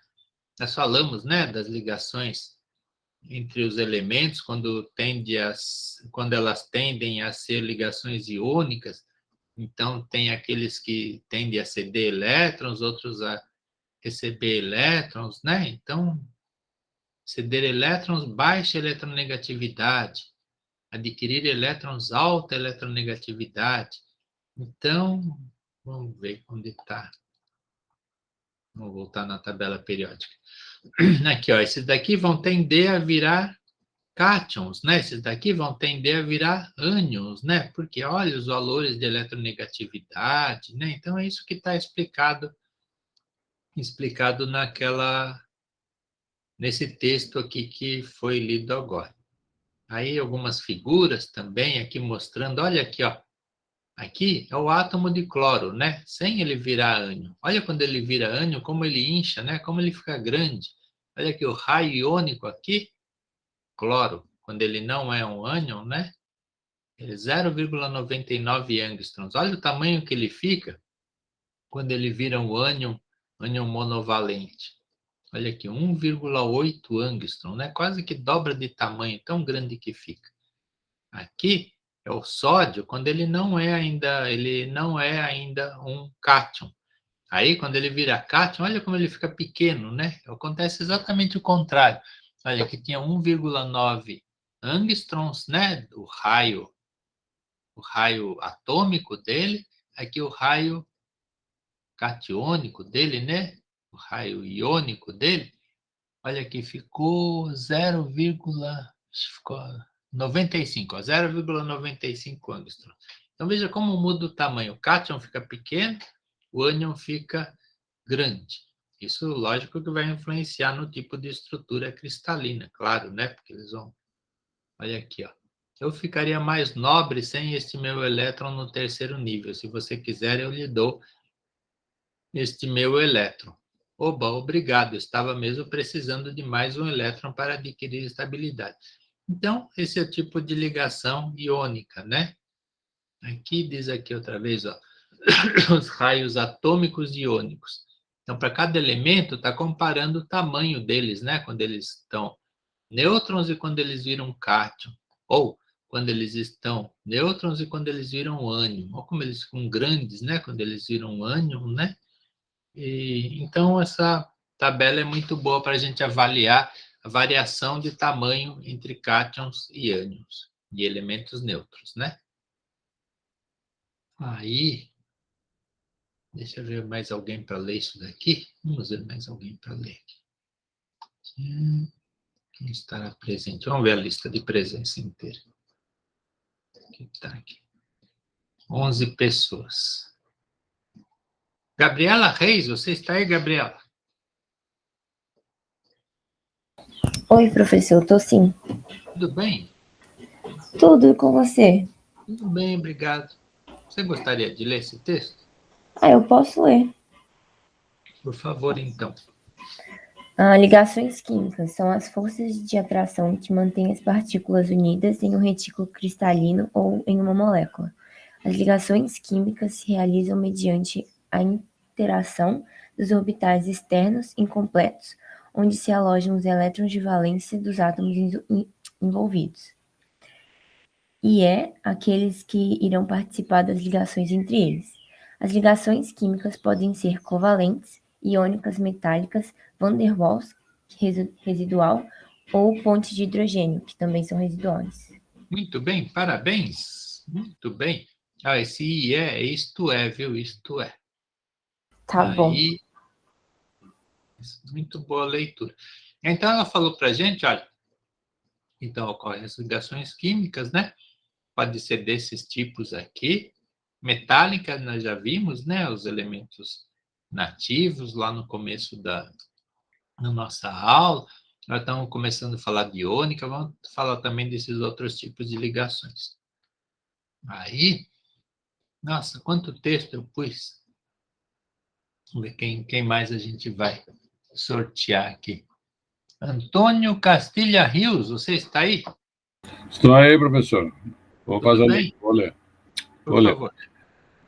Nas ligações iônica, covalente e metálica, os átomos envolvidos procuram adquirir uma configuração estável com os seus respectivos orbitais de valência, assemelhando-se aos orbitais completamente preenchidos dos gases nobres. Na ligação iônica, isto é alcançado através da doação dos elétrons de valência dos cátions para os ânions. Assim, ambos adquirem uma configuração eletrônica fechada. Na ligação covalente, os orbitais externos incompletos compartilham os elétrons de valência com a sobreposição e interpenetração destes orbitais. Na ligação metálica, os elétrons de valência circulam livres pela estrutura, participando temporariamente de vários orbitais incompletos. Muito bem, parabéns, então. Quanta informação importante a gente está vendo aqui, né? Mas acho que vocês até já sabem isso, né? Ligação iônica já falamos, né? Doação, acontece uma doação de elétrons, ligação covalente, um compartilhamento, né? Um compartilhamento de elétrons. E na ligação metálica formam-se nuvens, né? Nuvens de elétrons que ficam viajando para lá e para cá, e eles pertencem ao mesmo tempo a todos os elementos que estão lá. Muito bem. Aí está mostrando aqui, né, aquelas coisas de orbitais, aquelas coisas todas que a gente já sabe. Aqui está o lítio, o flúor, antes de se ligarem, né? E aqui depois deles se ligarem, como que vão ficar depois da doação, né, e da recepção de elétrons. Mas não se preocupem com essas coisas, a gente não vai ficar conversando muito sobre isso. Aqui outra vez, né, da ligação iônica, doação, a ligação covalente, olha só, fica um compartilhamento de elétrons, né, aqui a doação e a adoção, aqui um compartilhamento de elétrons. Aqui o diamante, né, as ligações covalentes são ligações muito fortes em geral, ligações covalentes no diamante, como que ficam os orbitais. Aí, aqui essa estrutura, você já conhece, né? A estrutura do diamante. Vamos ver quem vai ler aqui, gente. Daniel Atencio. Fui sorteado, olha só. Então, eu vou ler aqui o texto para vocês. Vamos ver aqui. A ligação covalente do carbono no diamante se dá através dos orbitais híbridos sp3. Ou seja, é uma ligação direcional. Isto resulta em número de coordenação 4, com 4 átomos de carbono ao redor de cada carbono central, formando uma rede tridimensional fortemente unida. Alta dureza, dureza 10 na escala de Mohs. Vocês conhecem a escala de Mohs, né? Aquela escala de dureza. Não, vocês vão conhecer depois. Aqui tem a célula unitária do diamante, mostrando então o número de coordenação de cada diamante nessa estrutura vai ser 4. Por quê? Porque ele vai ter 4 vizinhos e as ligações são fortemente, ligações covalentes fortes, né? Aqui ocorre hibridação de sp, mas aqui outra vez, né? Mostrando a projeção do diamante. Só para recordar, nós já fizemos isso, né? É parte de um exercício. Aqui mostrando outra vez, né? A mesma coisa. Aí está explicando aqui outra vez, aqui, né? Do diamante e de outras substâncias que vão ter o mesmo tipo de arranjo. Vamos ver, quem que vai ler para a gente isso? Tá aqui. Vamos ver aqui. Giovana, você está aí, Giovana dos Santos? Sim, a partir de qual parte? Oi, Giovana, tudo bem? Bem, e você? Tudo bem, obrigado. Lê para nós esse texto, por favor. A partir de a configuração? É isso, por favor. A configuração estrutural do diamante é adotada por outros compostos, onde os elementos constituintes têm alta eletronegatividade, capacidade de formação de 4 orbitais híbridos sp3, com coordenadas tetraédrica. Isto é especialmente válido para os elementos da coluna do C, IVA, e para combinações de elementos de colunas dispostas simetricamente à coluna IVA. Exemplos: esfarelita, ZNS, carbeto de silício, SiC, BN, GaS, AlP, ZnO, etc. Parte dessas substâncias é sintética, não tem equivalente natural, e se caracteriza por propriedades especiais de grande interesse prático. Exemplo, semicondutores. Muito bem, palmas para essa aluna. Vejam só. Só que aqui, ó, IVA é a coluna 4A, viu? Na tabela periódica. A coluna 4A aqui. Aí. Desculpa. Não tem problema. Olha, que ela disse que outros compostos, olha, esfalerita. Olha só. Você troca um carbono por. De cada 2 carbonos, você vai trocar um por zinco e outro por enxofre, e você faz a estrutura da esfalerita. Nós já vimos isso, né? Vamos ver de novo, vamos continuar conversando. Esse aqui é o carbeto de silício. Isso daqui ocorre na natureza também, é um mineral muito raro, né? Mas ele também ocorre na natureza. E esse daqui não. Esse daqui não são compostos que ainda não foram descobertos naturalmente. E esse daqui chama moissanita, viu? Moissanita quando ocorre como mineral. E é isso que está falando aqui, né? Parte é só sintética, mas tem propriedades muito especiais, né? Esfalerita mesmo, às vezes ela tem, tem uma dureza elevada, né? Também às vezes não, em geral, né? Tem um brilho muito forte. Então são compostos que às vezes são usados por algumas propriedades, por exemplo, para fazer semicondutores. Esfalerita também é usada às vezes para fazer joias, né? Pela sua dureza elevada, pelo seu brilho diamantino, adamantino, né? Aí, aqui está mostrando então.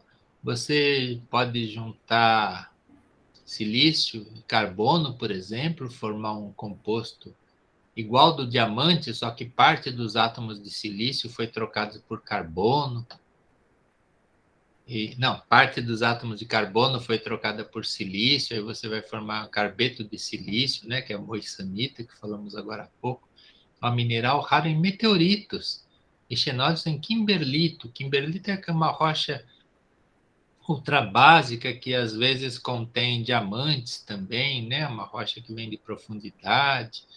Aí, bom, então você vai poder juntar coisas assim como fósforo e silício, carbono e silício, carbono e nitrogênio. Muito diamante ele tem também parte dos átomos de carbono substituída por nitrogênio. Por quê? Porque são coisas parecidas que podem entrar na mesma estrutura cristalina. Aí, isso daqui é a esfalerita que falamos agora há pouco, ó, o zinco e o enxofre, a mesma estrutura do diamante, né? Então, parte dos átomos de diamante, parte dos átomos de carbono foi substituída por zinco e outra parte foi substituída por enxofre. Então, você forma o mesmo tipo de estrutura, né? Com ligações parecidas, os tamanhos são parecidos, e a estrutura vai ficar parecida, apesar de você ter átomos diferentes. Aí... aqui dizendo outra vez aquilo que a gente já falou, né? Ligação iônica, covalente e metálica, que são as mais importantes, transferência de elétron, compartilhamento de pares eletrônicos e cátions de elementos metálicos. Já falamos, acabamos de falar isso, né? Aqui são ligações entre metal Davi e... Mauita. Oi? Desculpe, professor, eu estava... Enquanto o senhor está falando sobre esses cristais aí, Sim. estava vendo uma notícia que descobriram dentro de um diamante na Botsuana, 3 minúsculas amostras de um mineral que seria teórico. O mineral era amostras de Davi Mauita. Como chama? Davi Mauita. Então, eles achavam que era só teórico, porque não teria condições de existir na natureza por causa do problema da precisar pressão constante. Só que descobriram que ele estava dentro do diamante. Sim. Então, não é tão teórico agora. É muito importante. Acontecem coisas assim mesmo. Tem muitos compostos que são conhecidos primeiro artificialmente, né? Que a pessoa fez só em laboratório. E aí depois a pessoa vai ver e a natureza também já tinha feito aquilo, né? Isso daí, como é coisa de muito alta pressão, temperatura, então está lá no meio do diamante e nunca ninguém tinha descoberto. Você sabe a composição? Eu não sei. Eu já li sobre isso, mas eu não sei a composição. Qual a composição, você sabe? O texto aqui não é muito específico. Em geral, esses textos de divulgação, eles são muito pobres, eles explicam muito mal as coisas, eu sei como é. Então, aqui a única coisa que fala, professor, é a imagem da Aaron Celestian do Museu de História Natural do Condado de Los Angeles. Só isso. Entendeu? Porque eu já li sobre isso, mas eu não me lembro mais. Porque eu faço parte da Comissão de Nomes de Minerais. Sim. Então, todo mineral, antes de ser aprovado, ele passa pelos membros da comissão. Então, eu já li a respeito, mas eu não me lembro mais, eu não sei mais de cabeça o que é. Aqui fala também que a descoberta foi citada no site FIS, e a descoberta foi conduzida pelo mineralogista Oliver Schauner, da Universidade de Nevada, publicada na revista Science. E também traz um artigo do geofísico geoquímico Ingwei Fei, do Instituto Carnegie de Ciência de Washington, descrevendo o trabalho, perspectiva de Fei, e explicando por que ele é tão importante para a geologia. Bom, então, pelo menos tem alguma informação, né? Sim, tem alguma informação. Mas devia ter a composição química, né? Porque a gente, em geral, quer saber. Professor, mas como o senhor mesmo falou, aqui fala... Aqui está falando, eu achei, a Davi Mauita é considerada uma perovskita de silicato de cálcio. CaSiO3. Acho que nós vamos falar alguma coisa de perovskita, porque é um tipo de estrutura mais ou menos simples, né? E eu não me lembro se eu incluí na disciplina ou não, mas a gente deve falar que é um nome de uma estrutura, né, perovskita. Então, é que nem aqui do diamante, você vai trocando uma coisa, trocando outra, a estrutura se mantém. A perovskita também, né? É um composto lá, é um óxido de 2 cátions, né? E aí você troca troca outro, e a estrutura se mantém a mesma, e aí você tem vários minerais com o mesmo tipo de estrutura, né? Isoestruturais. Então, Eu isso daí deixei, deve eu deixei a reportagem compartilhada no WhatsApp de cristalografia, se a turma quiser ver. legal. Vai lá. Por favor, espalhe para os outros, para todo mundo poder ler, né? E aí a gente estava falando dos tipos de ligações, né? E aqui essa ligação iônica, em geral, é feita entre um metal e um semimetal, um ametal, não metal, né? E aqui entre um não metal e um semimetal, um não metal, ou hidrogênio também. E aqui, ligação feita entre metais. Nós já falamos agora há pouco, né? Quando existe a tendência da ligação ser iônica, covalente ou metálica. Depois a gente vai ver que muitas ligações são intermediárias, né? Não são nem bem isso, nem bem isso. Outra coisa também é que a gente fala, um composto é iônico, um composto é covalente, ou muitas vezes no mesmo composto, no mesmo mineral ou composto sintético, eu tenho algumas ligações que são iônicas e outras que são covalentes. Aqui, em geral, são ligações mais fortes, aqui ligações mais fracas, né? Mas vamos conversar bastante sobre isso. E aqui, ficou sem foco aqui, ou meus olhos não conseguem ler. Mas aqui, características de compostos que têm ligação iônica, covalente e metálica. Então, aqui diz, características, é mais ou menos o que a gente já falou, né? Então, fica tudo muito repetido, aquilo que a gente já falou. Aí tem os desenhinhos de como que formam o tipo de representação, né? De cada um desses tipos de ligação. Aqui, estado físico, em geral, são sólidos, né? Aqui, às vezes, são líquidos ou gases. Condutividade elétrica. Pessoas que lidam com materiais sintéticos, elas levam muito em conta esses aspectos para quê? Para utilização, né? Na indústria, para fabricar compostos. Então, precisa de ver se condutividade elétrica é grande ou pequena. Olha aqui, ó. Que tá puros, fundidos ou em solução aquosa. Somente ácidos e amônia em solução aquosa, sólidos. Então, quando a ligação é metálica, então vai ter uma condutividade elétrica maior, mesmo quando o material está sólido. Quando a ligação for covalente, então, que diz cada um deles o que se comporta, né? Como se comporta. E claro que as propriedades de um material cristalino vão depender de quem são os elementos, de como são as ligações entre eles e assim por diante. Caráter iônico das ligações químicas, olha só. Então, existe um caráter iônico, quanto uma ligação tende a ser iônica ou não. Então, aqui é a diferença de eletronegatividade. Quando a diferença de eletronegatividade é grande, você faz a conta, você vai naquela tabela periódica lá onde está a eletronegatividade dos elementos, e você vê a diferença entre elas. Quando a diferença de eletronegatividade for grande, aqui, ó, a ligação tende a ser iônica. Aqui é 3,5, 100% de tendência a ela ser iônica. 3,1, 90%, e assim por diante. Olha aqui, ó, 1,7, aí já não é tão grande a diferença de eletronegatividade. A tendência é de ser 51% iônica. Aqui, ó. Aqui, nesses intervalos que estão aqui de diferença, ligação covalente, covalente polar, aqui covalente apolar, quando a diferença de eletronegatividade for zero. Ou seja, precisaria voltar naquela tabela e ver a diferença de eletronegatividade para tentar ver o caráter iônico das ligações. E diz aqui, ó, não existem compostos com ligação 100% iônica. Então, é uma coisa muito fictícia você falar que existe uma doação completa, né? Uma recepção completa de elétrons. Aí, aqui diz as propriedades de substâncias com ligação covalente. Bom, eu mesmo vou ler aqui, né? Se as ligações são covalentes, os compostos tendem a ter alta dureza. Por exemplo, o diamante, né? Que nós já falamos, ligações covalentes muito fortes. Alta fragilidade, o que quer dizer isso, né? a pessoa pensa assim, um diamante, alta dureza. O que é dureza? Dureza é resistência ao risco, né? Resistência ao risco. Agora, fragilidade, isso está relacionado à tenacidade.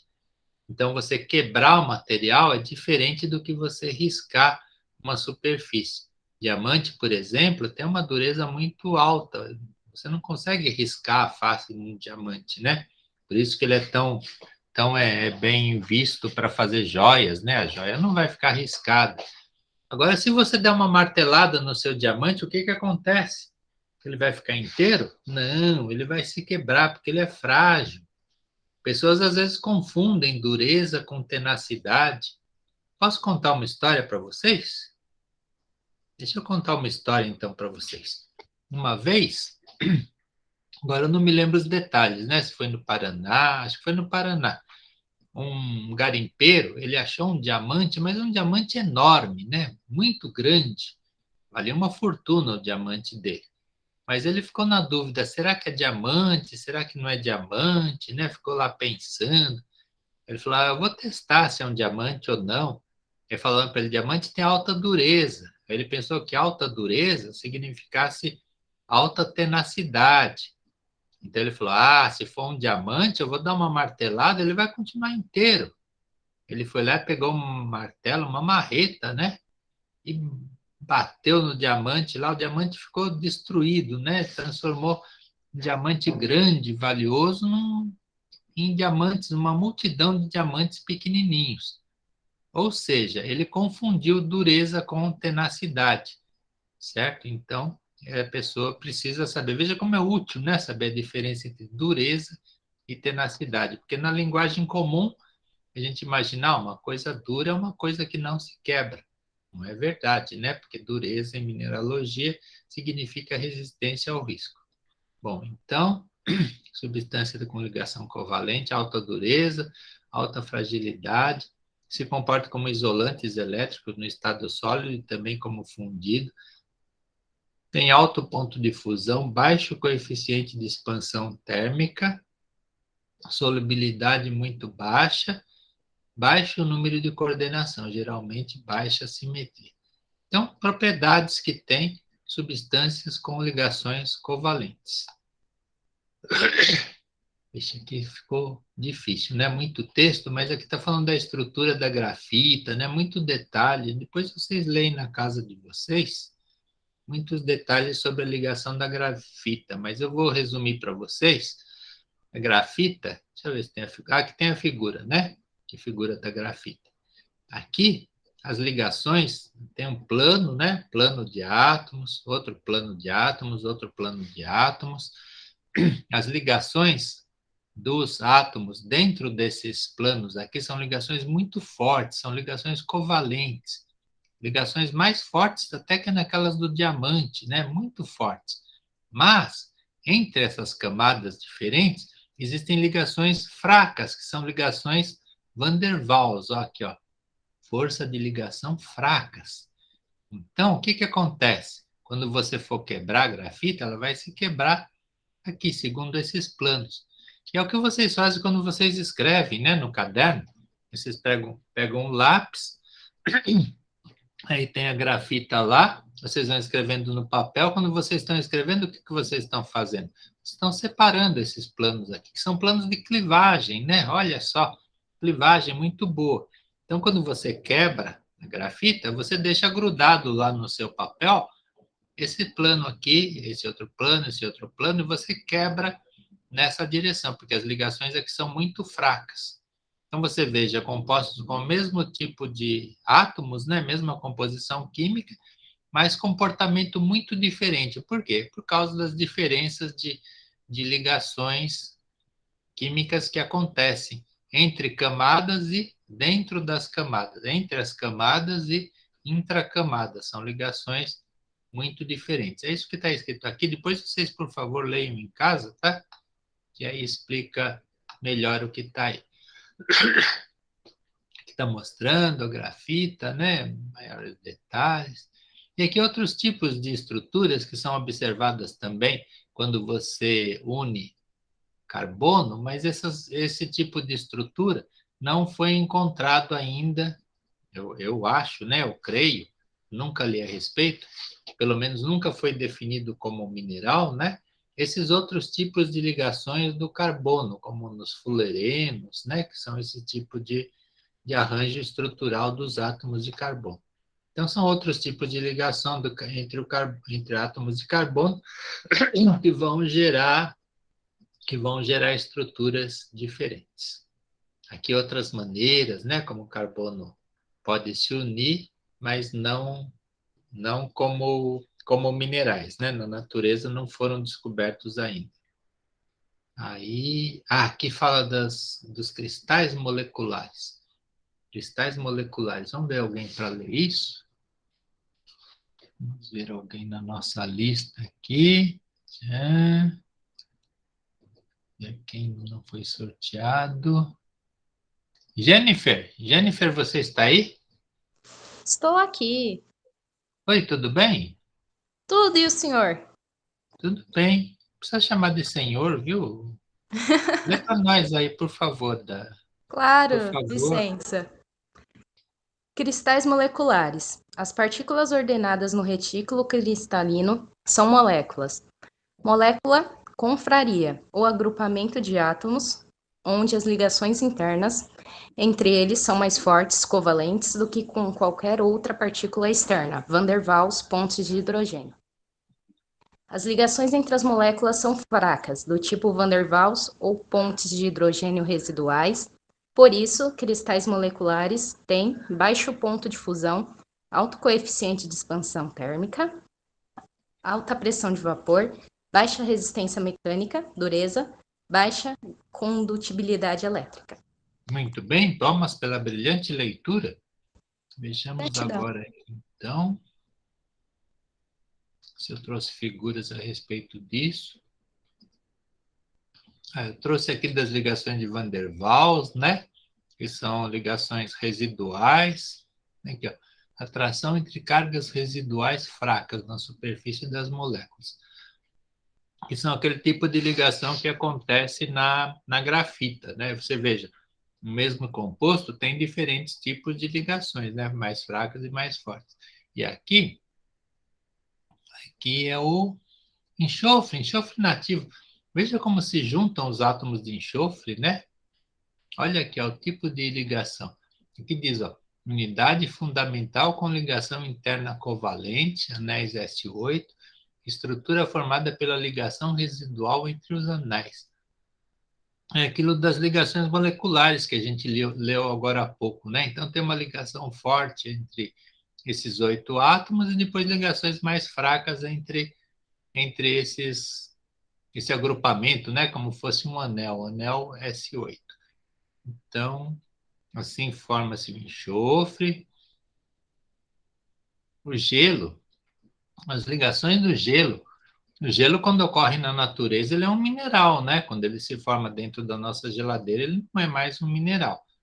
E aí, aqui vamos ler o que fala aqui das moléculas do gelo.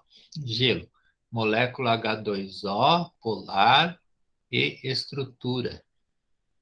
As moléculas de água formam dipolos, onde a atração ocorre entre as pontas negativa e positivamente carregadas. Núcleos expostos do H.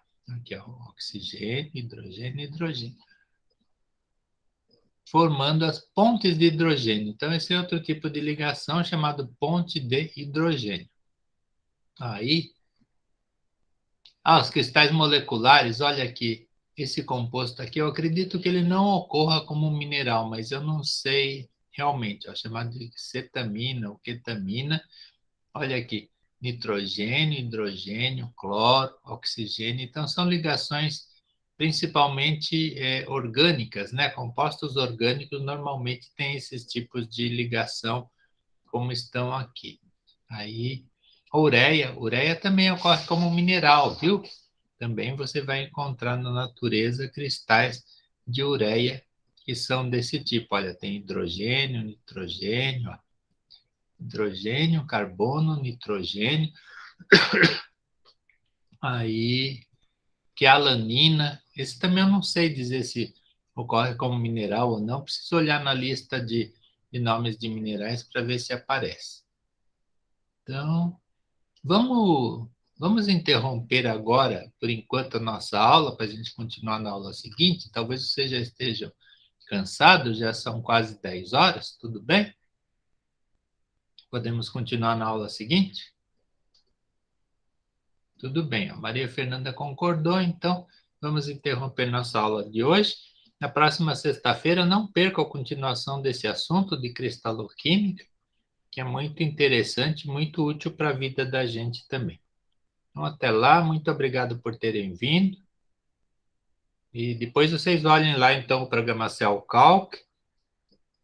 Vejam a lista 3 também. E quem ainda não mexeu na lista 2, por favor, comece a se preocupar com ela. Ok? Então, muito obrigado. Até sexta, até lá. Até Obrigado, mais. professor. Até a próxima aula. Até sexta-feira. Eu que agradeço. Até sexta, então. Tchau, professor. Até sexta. Tchau. Tchau, Jennifer. Até sexta. Eu vou desligar aqui, então. Interromper a gravação.